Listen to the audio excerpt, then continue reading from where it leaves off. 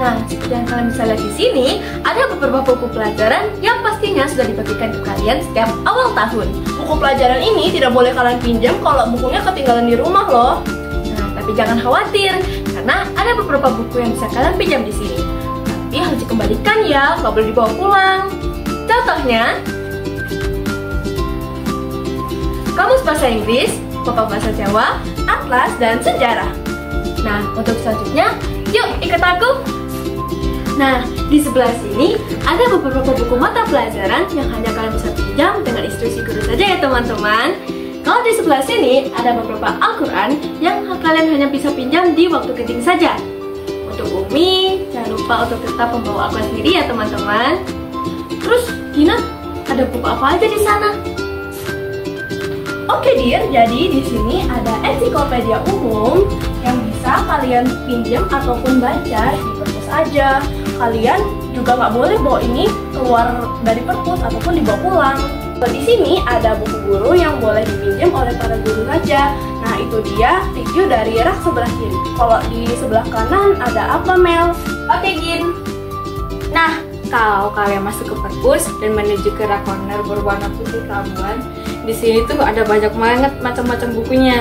Ada buku sejarah, cerpen, buku mapel, ada juga banyak buku-buku novel.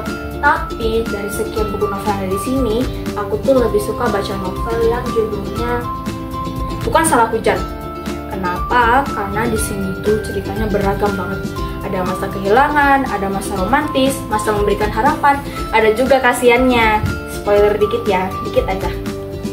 Tokoh yang paling kasihan di sini tuh namanya Yoga, soalnya dia ente. Terus di sini tuh bukunya ada 226 halaman, jadi ringan banget tuh ringan. Terus dia ini ceritanya ada laki-laki, tokoh utamanya itu namanya Randung. Dia itu kehilangan kekasihnya, namanya Rindu. Gara-gara itu dia jadi tenggelam dalam kesedihan dan menutup diri. Habis itu dia itu ketemu sama cewek, namanya Nadi. Nah si Nadi ini dia baru pulang ke Jogja, terus jadi editor buku. Terus kebetulan si Nadi ini kantornya depannya itu hotdog yang biasanya Randu buka gitulah buat jualan.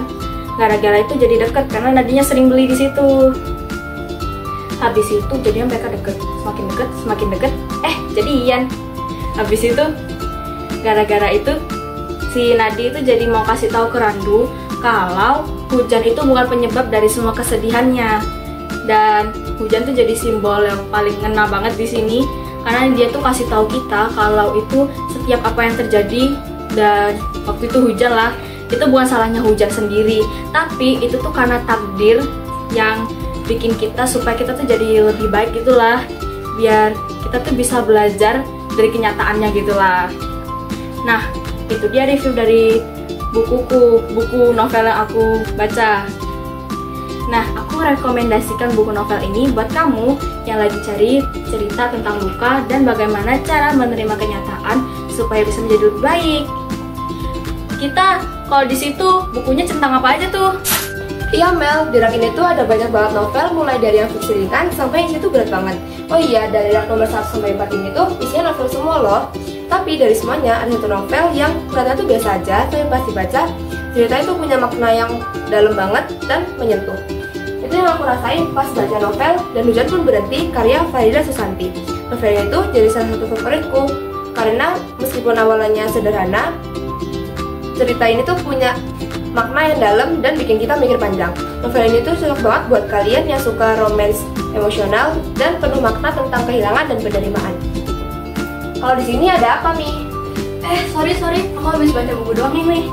Jadi di rak ini tuh ada buku dongeng, majalah umum, dan lain-lain. Ada salah satu buku dongeng yang aku baca.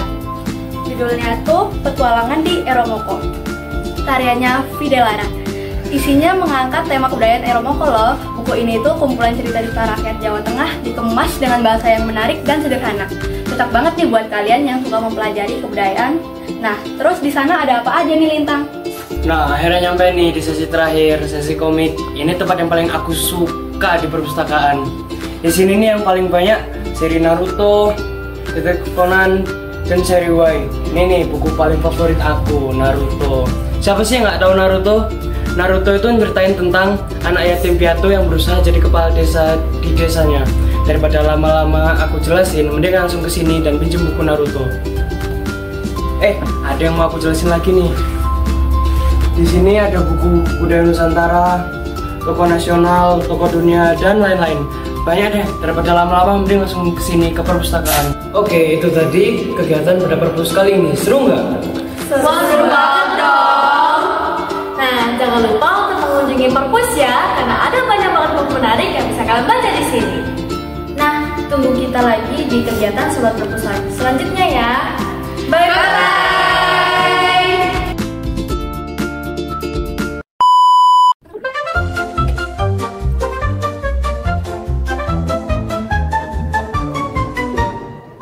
Novel itu banyak cerita yang punya Sebelah sini tuh mulai dari jajaran pertama dan teman-teman Salah. udah